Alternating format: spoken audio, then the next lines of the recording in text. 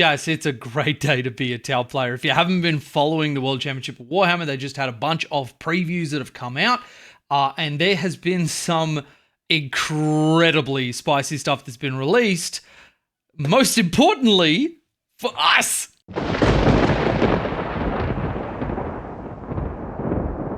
All right, so this is what we're talking about here. World Championships preview, new champions get stuck into close-range brawls in Warhammer 40k, and that is incredibly important to note.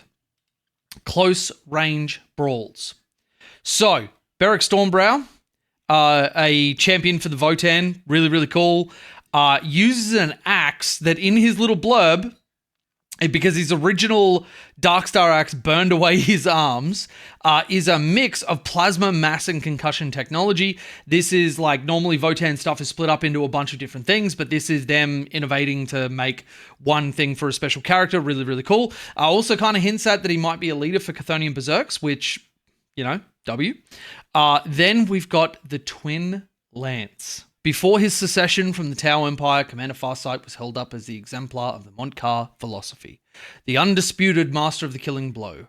Now new, with a star, warriors have taken up that mantle, an inseparable pair of veteran pilots known as the Twin Lance, whose exploits write new legends in the annals of the Firecast. The warriors Sunseer and Scatterflare have adopted a deadly close-range style of combat born from tragedy.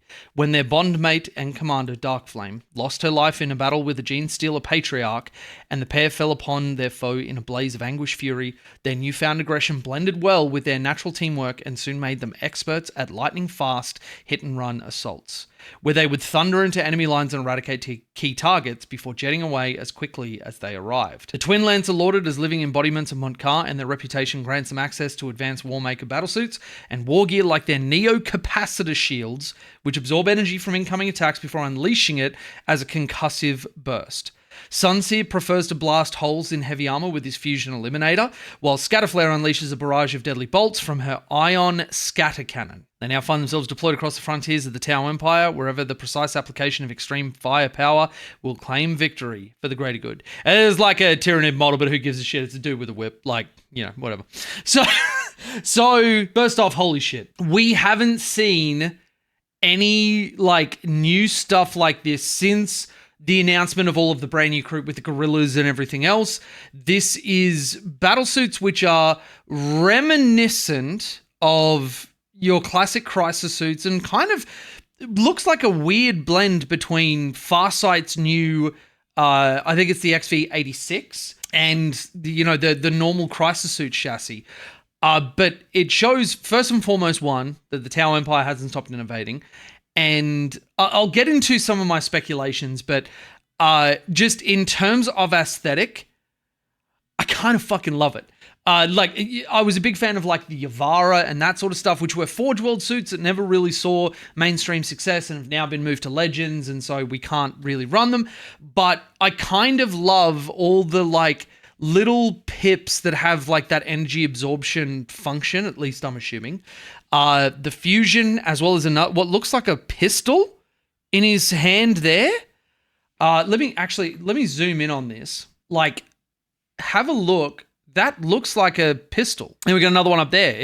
It kind of looks like a pulse blaster in a way. Like they're carrying a breacher's shotgun. And then you've got, obviously, the Ion here, very classic Ion look. Then you've got rotating sections of the Ion Blaster, the Fusion Blaster, which we don't have on our other weapons, showing that this is indeed advanced tech. Got, like, Pathfinder goggles sitting on this guy's head, if you notice that. From the upgraded Pathfinder Kill Team box, a bunch of them have these goggles on their head that they pull down.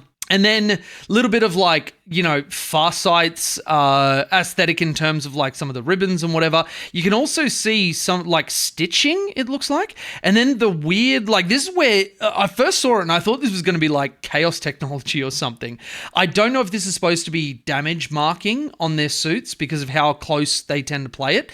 But like, weird markings or scoring on their suits. And then I think these are just like standard-ass gun drones. They may be something special because they're new suits and it makes sense to have different drones, but they are just functionally gun drones with like a bigger forehead. So maybe this is GW trying to give me an homage in the game because they have forehead, I have forehead, they're 70% forehead, I'm 120% forehead. Like, yep. Anyway, and then I love the flames down the base. Okay, so that's aesthetic.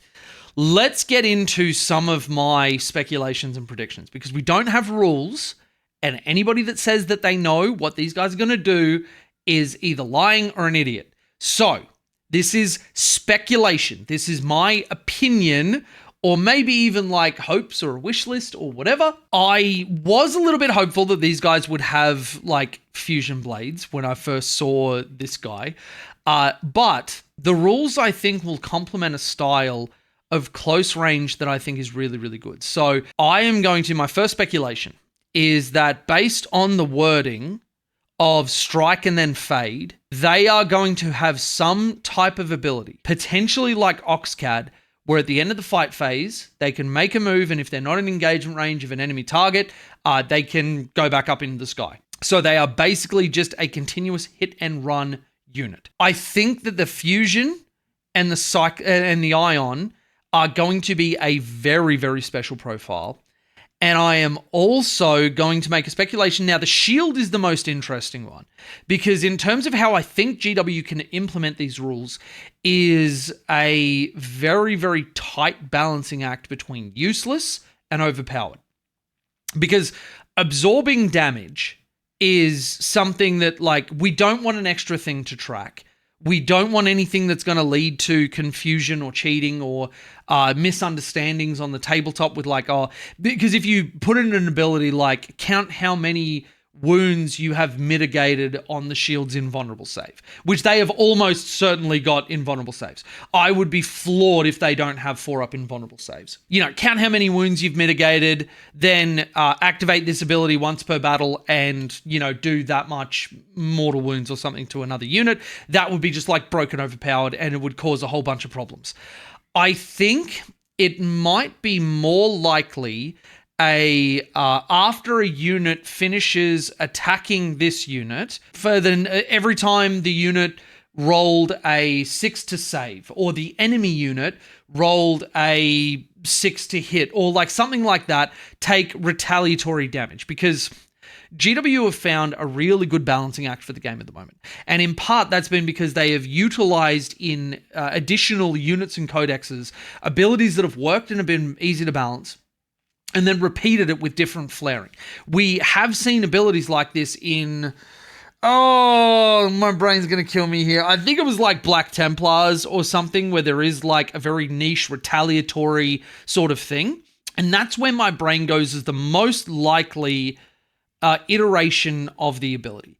Though I am 100% down for just something completely brand new. I really, really am. The drones, I would love to see something with them that allows something a little bit more powerful. It's got the gun drone shots, whatever. When the gun drone shoots at a target, it marks it for other tower units to like complement that killing blow. That these guys come in and then the rest of the army gains an additional buff by supporting the killing blow effort that these two are putting down.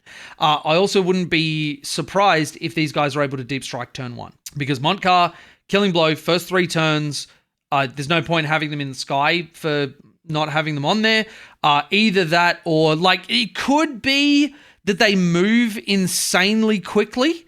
It does say thunder into enemy lines, eradicate, and then jetting away quickly as they arrived. So it could be that they auto advance 6, have assault on all of their guns, can move through walls, would be a really fucking cool ability. And then at the end of the shooting phase, they get to make a normal move. And that would make these guys insanely good. So that's kind of the two directions that my brain goes. That they're either like deep strike monsters that play into retaliation Carter just as well as they do Montcar, or they are just insanely fast and it's start them on the table, keep them on the table, and sort of keep going from there. Just from the outset, I cannot tell you how excited this has made me. I hope it's exciting for all of you as well. I wasn't expecting to get anything new, so GW, honestly, fucking W. Like, obviously, we're penning the rules, and the rules will make or break whether these are good or not, but I mean, guys, GW's kind of been killing it lately. I just really, really good job. I cannot laud them enough for this. And I'm really, really excited to get the rules and then get these in my hands. Let me know what you think down in the comments. While you're there, give it a like. There's a new hype feature on YouTube, which helps the video see other people. So feel free to hype it up. Do all the internet things or don't. I'm not your dad. I'm Mally's. Thank you so much to all of my patrons who make all of my videos possible. If you would like to join them, get one-on-one time with me, access to the Discord, a bunch of other perks. Down in the description, you've got a Patreon link or YouTube membership. Though it needs to be said that my Pantheon tier patrons who get a shed load of my time every month, that only exists on the Patreon. So have a look at that. It's a really great option for people that want a lot of coaching.